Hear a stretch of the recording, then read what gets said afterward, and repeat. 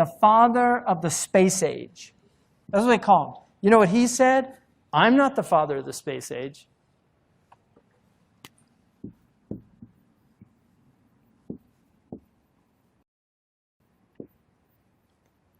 That's the real father of the space age. Okay, now this guy, who was at Cal Poly Tech, right? This guy, Jack Parsons, was openly a devil worshiper. He developed the fuel that enabled us to penetrate the stratosphere. Satellites could not have come about without this guy. In his diary that he himself wrote, he had a dream. This is 1948. He had a dream where he saw somebody that he calls Belial Dajjal. And he tells him, you are helping me. Okay, I'm not making this up. You think I'm making this up? Wallahi, I'm not making this up. You go look it up yourself. Okay, so where's all this stuff coming from? Seriously, where's it all coming from? We're in the age of the Dajjal, you know. It's just Allahu Alam, when and where and what. But this is it, people. As far as I'm concerned, it's end game. Huh? That's why Allahu Akbar, water and prayer and Qibla, can't take that away from us. So just keep doing, you know. I mean, Khabbab wanted to, you know, he wanted to ask for death, you know. And he was with the Prophet ﷺ. Can you imagine that? Wanting to ask for death and you're living with the Prophet? So what about the age of the Dajjal? People will go by graves saying, would that I was in his place. Laytani makanahu. So we need to prepare as much as we can. You know, but the technology, if you study where all this technology comes from, okay, you know, read about the magic and the Enlightenment period. All these scientists were magicians. They were all into black magic. You read about Francis Bacon. I just read a biography of Francis Bacon called Knowledge is Power, Magic and the Creation of Modern Science. Francis Bacon was reading all these magical books. 2001: A Space Odyssey. What's his name? No, the guy that wrote it.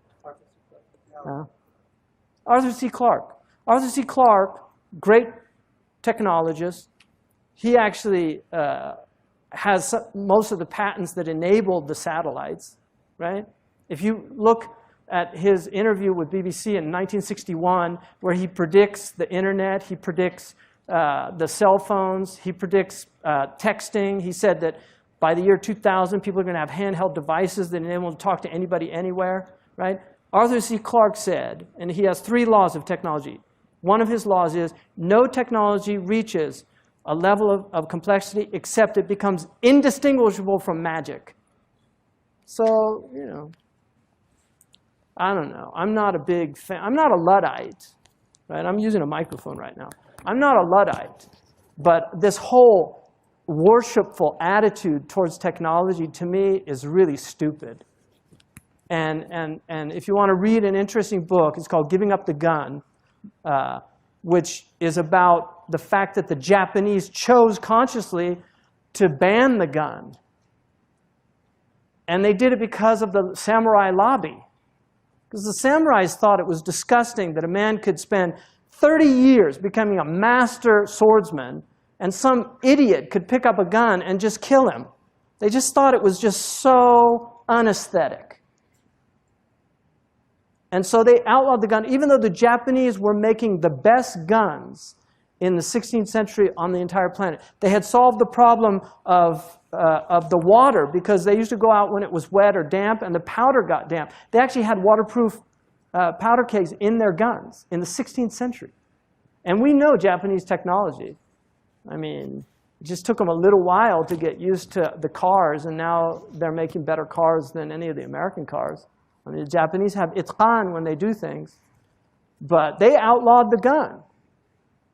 This whole idea that because it exists, oh, why do we do it? Because. You know, it's like these people say, why did we climb Mount McKinley? You know, or what's the K2? Is that what's K2? What's the tallest mountain in the world? Everest. Why do we climb Mount Everest? Because it's there. I mean, what a stupid thing to say. That is so dumb to me. It's like these Sherpas down at the bottom. The only reason they'd ever climb that is because you're paying them. They've been at the bottom of that mountain for centuries. They never thought about climbing. It was like, I'm not going up there. You know, and what do they get up there? You know, they get up there and they can't breathe. First indication you're probably not supposed to be there. But they literally get blown off the mountain by wind. You know how many people have died? That British lady who left her kids in England to go climb Mount Everest. She got blown off. She orphaned her children. SubhanAllah. Well, because, oh, we should do it just because we can. Just do it. These are demonic slogans of this age. Just do it. You know, no limits. I mean, who made that one up? No limits? What do you mean?